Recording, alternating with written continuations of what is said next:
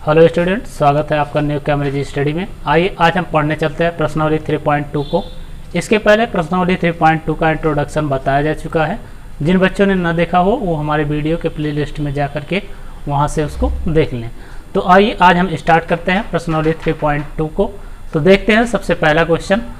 सबसे पहले अगर बात की जाए तो यहाँ पे क्वेश्चन में कह रहा है कि निम्न समस्याओं में रैखिक समीकरणों की युग्म बनाइए और फिर उसके बाद उसको ग्राफीय विधि से हल कीजिए। तो हमें क्या करना है, जितनी भी समस्याएं होगी, जितने भी क्वेश्चन होंगे, पहले वहाँ पे हमें रैखिक युग्म बनाना होगा। फिर रैखिक युग्म बनाने के बाद हम उसको ग्राफीय विधि से हल करेंगे। जबकि अगर बात की जाए रैखिक युग्म बनाने की तो हम 3.1 में पढ़ चुके हैं कि रैखिक युग्म कैसे बनाया जाता है और उसका ग्राफ कैसे बनाया जाता है। इसके बारे में हम लोगों ने जानकारी कर ली है। तो चलिए देखते हैं पहला क्वेश्चन इसका। तो पहले का पहला क्वेश्चन है, कक्षा 10 के 10 विद्यार्थियों ने एक गणित की पहली प्रतियोगिता में भाग लिया। यदि लड़कियों की संख्या लड़कों की संख्या से 4 अधिक हो तो प्रतियोगिता में भाग लिए लड़कों और लड़कियों की संख्या ज्ञात कीजिए। तो यहाँ पे हमें लड़कों और लड़कियों की संख्या ज्ञात करनी है। तो सबसे पहले हम क्या करते हैं, मान लेते हैं कि लड़कों की संख्या क्या है, x है। तो यहाँ पे हम मानते हैं, माना लड़कों की संख्या बराबर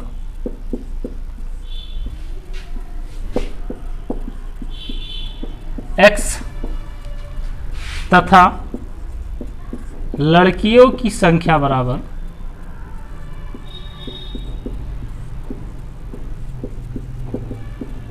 y। प्रथम शर्तानुसार कह रहा है क्वेश्चन में कि कक्षा 10 के 10 विद्यार्थी, टोटल विद्यार्थी कितने हैं, 10। इसका मतलब लड़के और लड़कियां दोनों मिला करके कितने हैं, 10। तो यहां से हो जाएगा x + y बराबर 10। ये हो गया समीकरण 1। ये तो इसका क्या है, रैखिक रूप है, लेकिन इसका हमें ग्राफ बनाना है। ग्राफ बनाने के लिए हमें क्या करना पड़ेगा, इसका टेबल बनाना पड़ेगा। तो चलिए इसका हम पहले टेबल बना लेते हैं। टेबल बनाएंगे तो y को इधर रख लेंगे, x को उधर भेजेंगे, 10 - x हो जाएगा। और यहाँ से टेबल बनाते हैं तो x y को ले लेते हैं। ये हो गया x, ये हो गया y। यहाँ से हम इस समीकरण में x की वैल्यू पुट करते जाते हैं और y की वैल्यू आती जाती है। तो यहाँ पे सबसे पहले x की वैल्यू 0 पुट की जाती है। x की वैल्यू जब 0 पुट करेंगे तो यहाँ पे 10 आ जाएगा। x की वैल्यू 1 पुट करेंगे तो y की वैल्यू 9 आ जाएगी। इसी प्रकार अगर 2 पुट करेंगे तो यहाँ पे 8 आ जाएगा। 3 पुट करेंगे 7 आ जाएगा। अगर 4 पुट करेंगे तो 6 आ जाएगा। तो ये तो समीकरण 1 का टेबल बन चुका है। अब हम दूसरा समीकरण भी यहीं पे देख लेते हैं ताकि दोनों को हम ग्राफ पे एक साथ बना सके। तो यहाँ पे द्वितीय शर्तानुसार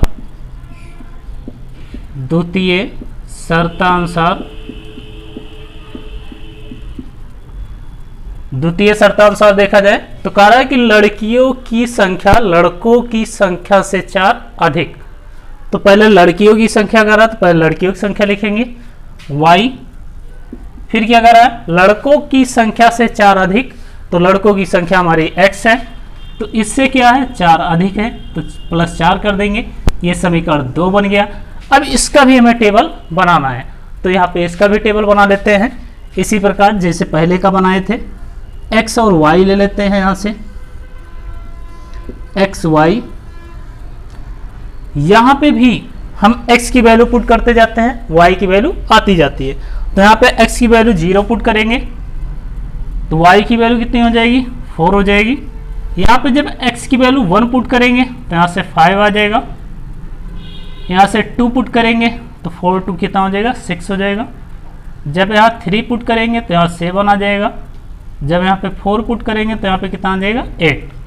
अब इस दोनों का हमें क्या करना है, ग्राफ बनाना है। तो ग्राफ बनाने के लिए हम क्या करते हैं, एक क्षैतिज रेखा लेंगे जिसे हम x अक्ष कहेंगे। ये हो गई हमारी क्षैतिज रेखा, इसे बोलते हैं x डैश अक्ष। फिर उसके बाद हम एक ऊर्ध्वाधर रेखा ले लेते हैं। इस ऊर्ध्वाधर रेखा को बोलते हैं y डैश अक्ष। अब देखा जाए x का जो अधिकतम मान है वो कहाँ तक है, 4 तक है। तो हम 4 तक बना सकते हैं x वाले पे, या ज़्यादा भी बना सकते हैं। लेकिन y पे वाले पे देखा जाए तो अधिकतम 10 है, तो y वाले पे हमें कम से कम कितना बनाना है, 10 बनाना। 2 3 4 5 इतना बना लिए, क्योंकि अधिकतम हमारे पास 4 ही है, 4 से ज़्यादा भी बना सकते हैं, कम भी बना सकते हैं। तो यहाँ पे y पे 1 2 3 4 5 6 7 8 9 10 y पे हमें 10 बनाना है। सबसे पहले हम पहला समीकरण देखते हैं और पहले का ग्राफ बनाते हैं। तो यहाँ पे देखा जाए पहले वाले का, तो x पे 0 है, y पे 10। पहले का पहला निर्देशांक देख रहे हैं तो x पे 0 है, y पे 10। x पे 0 यहाँ हो जाएगा, y पे 10 यहाँ हो जाएगा, तो पहला पॉइंट मिल गया। फिर इसका दूसरा निर्देशांक है, x पे 1 होना चाहिए, y पे 9, x पे 1 ये हो गया। y पे कितना होना चाहिए, 9 होना चाहिए, तो y पे 9 हो गया, यहाँ से मिल गया। फिर तीसरा इसका निर्देशांक x पे 2 होना चाहिए, y पे 8, x पे 2, y पे 8 यहाँ से मिल गया। अगला निर्देशांक x पे 3 होना चाहिए, y पे 7 होना चाहिए, x पे 3 हो गया, y पे 7 यहाँ से आ गया। अगला निर्देशांक x पे 4 होना चाहिए, y पे 6 होना चाहिए, x पे 4 y पे 6, तो यहां से हो गया। अब इसको क्या करेंगे, पटरी से लेकर के इस जो पॉइंट है, इन पॉइंट को मिलाते हुए रेखा खींचेंगे। आप लोग जब पॉइंट से मिलाते हुए रेखा खींचेंगे तो वो एक सीधी रेखा रहेगी। तो ये बन गई हमारी पहली रेखा, पहले समीकरण से खींचा गया है। अब दूसरा समीकरण है, इस दूसरे समीकरण से हम दूसरी लाइन खींचेंगे। तो यहाँ से x की वैल्यू कितनी है, 0 है, तो x की वैल्यू 0 लेनी है, y की वैल्यू 4। तो x पे 0 ये आ गया, y पे 4 लेना है, तो यहाँ पे आ जाएगा पहला पॉइंट। दूसरा निर्देशांक x पे 1 होना चाहिए, y पे 5 होना चाहिए, x पे 1 ये जा रहा है, y पे 5 यहाँ पे मिल जाएगा। अगला निर्देशांक x पे 2 है, y पे 6 है, x पे 2 ये जा रहा है, y पे 6 यहाँ से मिल जाएगा। अगला निर्देशांक x पे 3 है, y पे 7, तो x पे 3 ये जा रहा है, y पे 7 ये, तो यहाँ पे पॉइंट मिल गया। अगला निर्देशांक x पे 4 है, y पे 8, x पे 4 ये है, और y पे कितना होना चाहिए, 8 होना चाहिए, y पे 8 यहाँ पे आ जाएगा। हम इसको मिलाएंगे, जो ये निर्देशांक हैं इन निर्देशांकों को मिला लेते हैं। तो चलिए मिलाते हैं, पट्टी रख के इसे मिलाएंगे।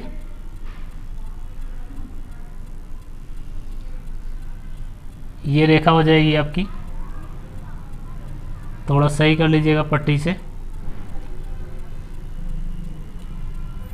ये हो गई दूसरी रेखा। अब हम जानते हैं कि उसका हल तभी निकलता है जब दोनों का कोई ना कोई कॉमन पॉइंट हो। तो यहाँ से अगर दोनों रेखाओं को देखा जाए तो कॉमन पॉइंट ये मिल रहा है, तो जो कॉमन पॉइंट मिल रहा है वो x पे कितना है, 3 है, y पे कितना है, 7। तो इसका मतलब हम कह सकते हैं इसका जो कॉमन पॉइंट है, प्रतिच्छेद बिंदु है, वो कितना है, प्रतिच्छेद बिंदु 3,7 है। तो यहां से कह सकते हैं कि x अक्ष पे कितना है, 3 है, तो इसका मतलब x की वैल्यू 3 हो गई। y अक्ष पे कितना है, 7 है, तो y की वैल्यू 7 हो गई। तो यहां से हम कह सकते हैं अतः लड़कों की संख्या कितनी हो गई, 3 हो गई। x बराबर 3 है, y बराबर 7। अतः लड़कों की संख्या बराबर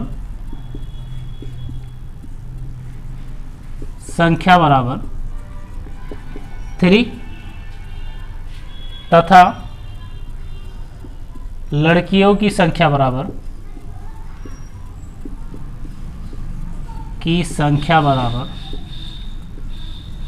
7 है। ठीक है बच्चों, जिसको यहाँ नहीं दिख रहा हो उसके लिए हम अलग से लिख देते हैं यहाँ पे, जिसको यहाँ पे नहीं दिख रहा हो उसके लिए हम यहाँ अलग लिख देते हैं। x की वैल्यू 3 आई थी यहाँ से, y की वैल्यू क्या आई थी, 7 आई थी। यहाँ से लिख सकते हैं अतः लड़कों की संख्या कितनी, लड़कों की संख्या हमने x मानी थी तो 3 हो गया। लड़कियों की संख्या कितनी हो गई, लड़कियों की संख्या हमने y मानी थी तो यहाँ से कितना हो गया 7। तो इस प्रकार कह सकते थे कि लड़कों की संख्या हमारे पास 3 थी, लड़कियों की संख्या 7। टोटल मिला के कितने विद्यार्थी थे, 10 विद्यार्थी थे। तो ये तो था हमारा पहला क्वेश्चन, पहले का पहला क्वेश्चन, और इसको ग्राफीय विधि से सॉल्व किया गया। यहाँ पे दोनों रेखाएं दिखाई गई हैं और दोनों का जो कॉमन पॉइंट है वही इसका हल है। तो अब हम इसके बाद आगे बात करेंगे।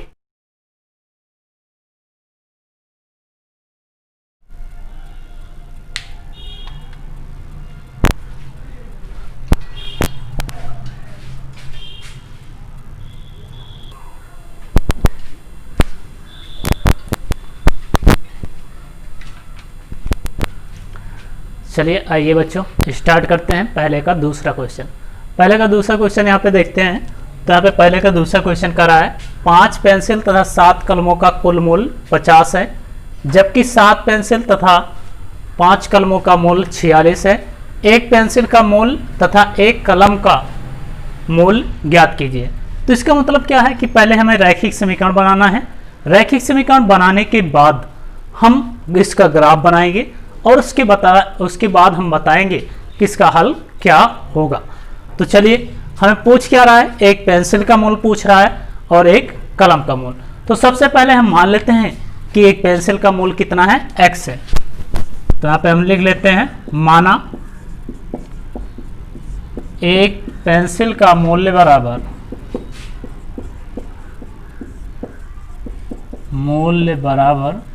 x तथा एक कलम का मूल्य बराबर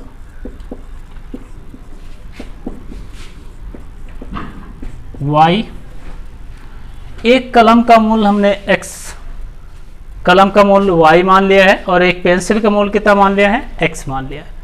अब क्वेश्चन में क्या करा है, करा प्रथम शर्तानुसार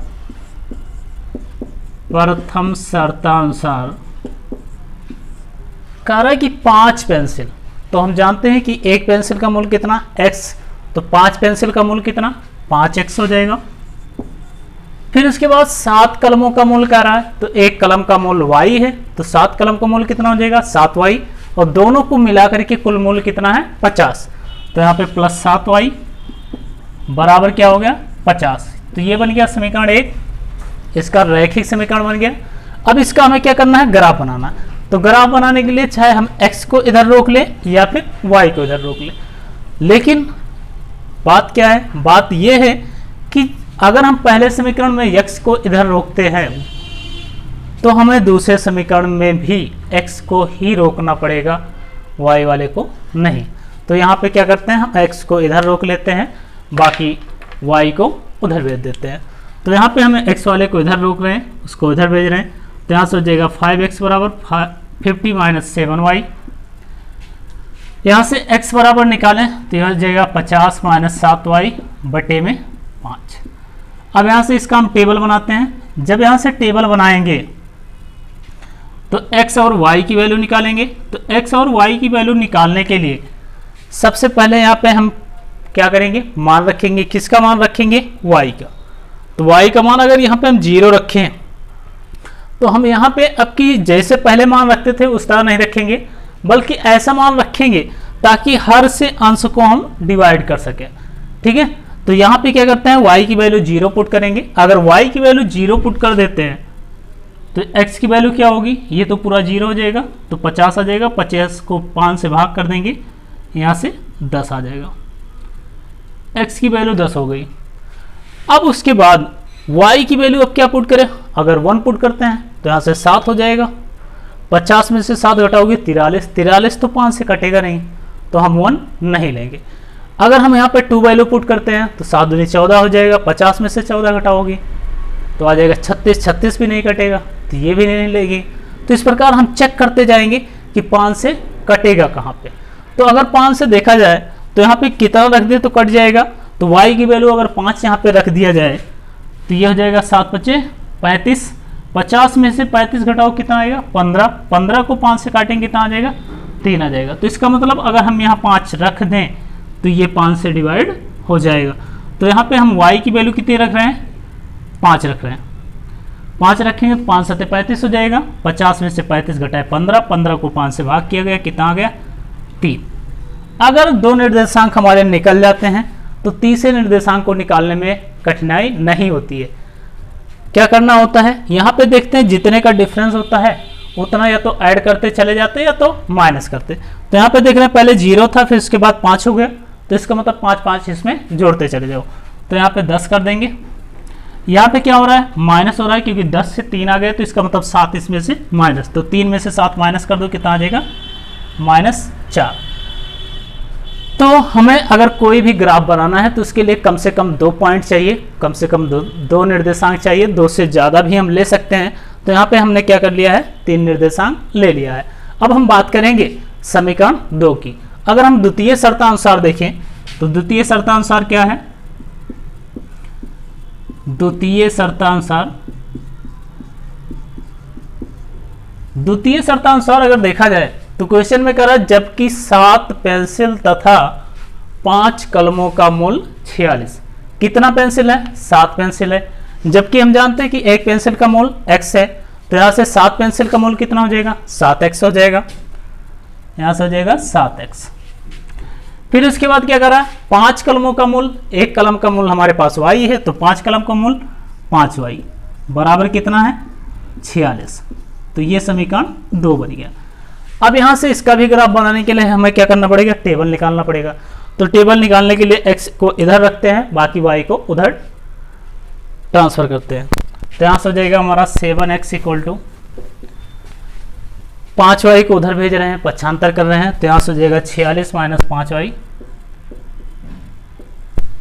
तो यहाँ से x = हो जाएगा 46 - 5y बटे 7। अब यहाँ से भी टेबल बना लेते हैं x y। अब यहाँ पे भी हम y का ऐसा मान रखते जाएंगे ताकि ये 7 से डिवाइड हो जाए। ठीक है, अगर यहाँ पे मान लीजिए हम 0 पुट करते हैं, अगर 0 पुट करोगे तो ये 0 हो जाएगा, 46 बचेगा। 46 को 7 से भाग करोगे तो नहीं कटेगा, इसका मतलब हम 0 नहीं पुट करेंगे। अगर 1 पुट करोगे तो 5 आएगा। 46 में से 5 घटाओगे अगर तो 41, 41 भी 7 से नहीं कटेगा, तो इसका मतलब इसको भी पुट नहीं करेंगे। हम ऐसा मान यहाँ पे रखेंगे जिसको रखने से ये हर से अंश को डिवाइड कर सके। तो हम क्या करते हैं यहाँ पे कोई ऐसी वैल्यू ले लेते हैं जिसको रखने पर ये 7 से कट जाता है। तो हम क्या रख लेते हैं यहाँ पे रख लेते हैं कितना 5 रख लेते हैं। अगर यहाँ पे y की वैल्यू हम 5 रखें, y का मान 5 रखें तो ये 25 हो जाएगा। 46 में से 25 घटाएंगे 21 आ जाएगा। देख लीजिए रख के विधि बता दे रहे हैं। 46 में से 25 घटाओगे 7 से भाग करोगे ये 21 आएगा। 7 से भाग करेंगे कितना आ जाएगा 3। तो इसका मतलब x की वैल्यू 3। अब कुछ लोग ये सोच रहे होंगे कि यहाँ पे 0 1 2 3 क्यों नहीं ले रहे, ले सकते हैं लेकिन उनका मान क्या आ जाएगा पॉइंट में आ जाएगा। तब उसको हमें सॉल्व करने के लिए क्या करना पड़ेगा पॉइंट में रखना पड़ेगा। तो हम पॉइंट में नहीं लेना चाह रहे हैं, इसी कारण हम इसका मान इस तरह रख रहे हैं ताकि पूर्ण संख्याओं में आ जाए। अब इसी प्रकार फिर से हम चेक करते जाएंगे कि क्या मान रखे यहाँ पे y का जिससे ये 7 से डिवाइड हो जाए। तो अगर y का मान यहाँ चेक किया जाए 6 रखने पे नहीं होगा, 7 पे भी नहीं होगा, 8 पे भी रखने पे नहीं होगा। अगर 9 रखते हैं तो 5 9 45, 1 बचेगा 1/7 हो जाएगा, नहीं कट रहा है। तो इस प्रकार हम फिर से चेक करेंगे। और यहाँ से अगर y का मान हम 12 रखते हैं, ध्यान से सुनिए, जब हम y का मान यहाँ से 12 रखते हैं तो क्या आएगा, तो यहाँ से हो जाएगा 46 - 5 × 12 बटे 7। यहाँ से हो जाएगा 46, 12 पंचे 60, 46 में से 60 घटाएंगे -14, 7 से भाग करेंगे क्या आ जाएगा -2 आ जाएगा। अब 2 पॉइंट मिल चुके हैं तो हमारे तीसरे की आवश्यकता है नहीं, लेकिन अगर आप निकालना चाहें तो निकाल सकते हैं। किस प्रकार निकालेंगे, यहाँ से देखेंगे कितने का डिफरेंस आ रहा है। तो यहाँ पे देख रहे हैं 5 में कितना जोड़ा जाएगा, 12 आ जाएगा, 7 जोड़ा जाएगा, तो यहाँ से 7 जोड़ लीजिए, 12 7 कितना हो जाएगा, 19 हो जाएगा। यहाँ पे देखिए 3 के बाद -2 आ रहा है, तो इसका मतलब हो रहा है कितने का डिफरेंस है, तो -2 में से 3 घटाएंगे तो कितना आएगा, -5, 5 का डिफरेंस है। तो यहाँ से 5 अगर इसमें से माइनस करोगे तो कितना आ जाएगा, -7। अब इसके बाद क्या करते हैं, दोनों को हम इसी ग्राफ पे बनाते हैं। चलिए फिर ग्राफ बना लेते हैं। ये हमारा है x डैश अक्ष, ये है y डैश अक्ष। अब यहाँ पे देख रहे हैं कि यहाँ पे 10 है, 3 है, -4 है, तो ऐसे करते हैं 5 का हम अंतर लिख लेते हैं, डिफरेंस ले लेते हैं और वहाँ से ग्राफ को क्लियर कर लेते हैं। चलिए क्लियर करते हैं। यहाँ पे ये हमने ले लिए 5, 10 x अक्ष पे ले रहे हैं, 15 इधर लेंगे तो इधर माइनस हो जाएगा, -5 आ गया। ठीक है, जितना डिस्टेंस इधर रहेगी उतना डिस्टेंस इधर भी रखिएगा, तो इसलिए हम थोड़ा इधर कर दे रहे हैं इनको, ताकि डिफरेंस क्या हो जाए, इक्वल। अब ऊपर की तरफ यहाँ पे 5, 10, फिर उसके बाद कितना, 15, चाहे तो 20 भी ले लें, इतना हो गया। अब हम बात कर लेते हैं पहले समीकरण की। पहले समीकरण की बात किया जाए तो उस पर निर्देशांक निकाला गया है, x पे 10 है, y पे 0, तो x पे 10 तो हमारा यहाँ मिल जाएगा, y पे 0 कहाँ मिलेगा, यहाँ पे है, इसका मतलब पहली रेखा यहाँ पे बनी।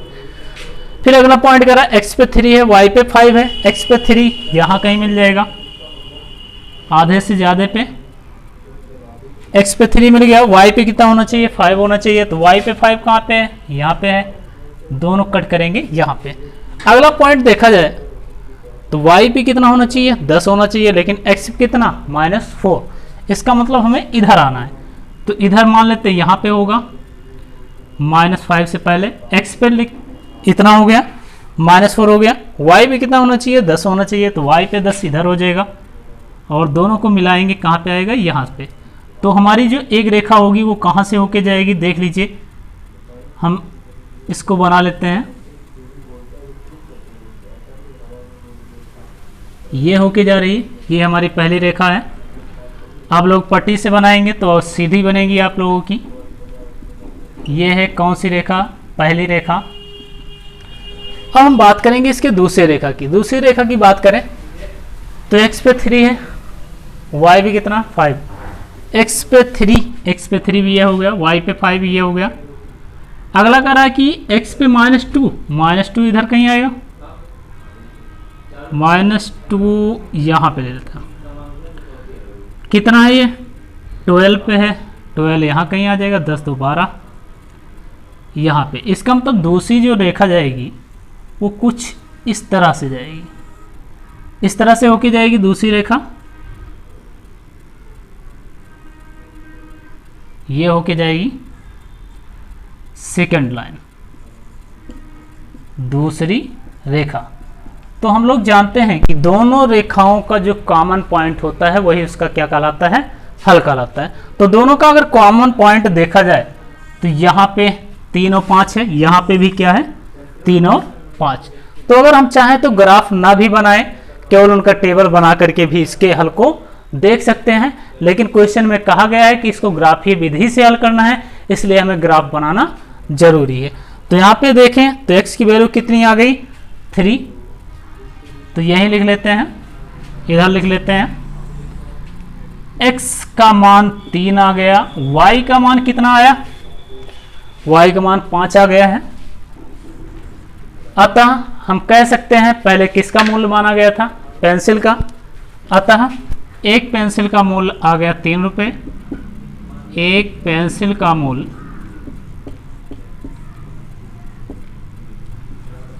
बराबर 3 रुपये, तथा एक कलम का मूल्य बराबर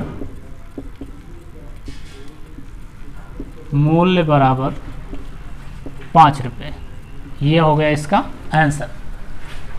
तो बच्चों आपने देखा कि समीकरण कैसे बनाया गया और इसके ग्राफ को कैसे सॉल्व किया गया। ये था प्रश्नावली 3.2 का पहला क्वेश्चन, केवल पहले का पहला देखा गया, फिर उसके बाद पहले का दूसरा देखा गया। अब हम इसके बाद अगले वीडियो में देखेंगे प्रश्नावली 3.2 के दूसरे क्वेश्चन को इस y का मान यहाँ पे 12 रखते हैं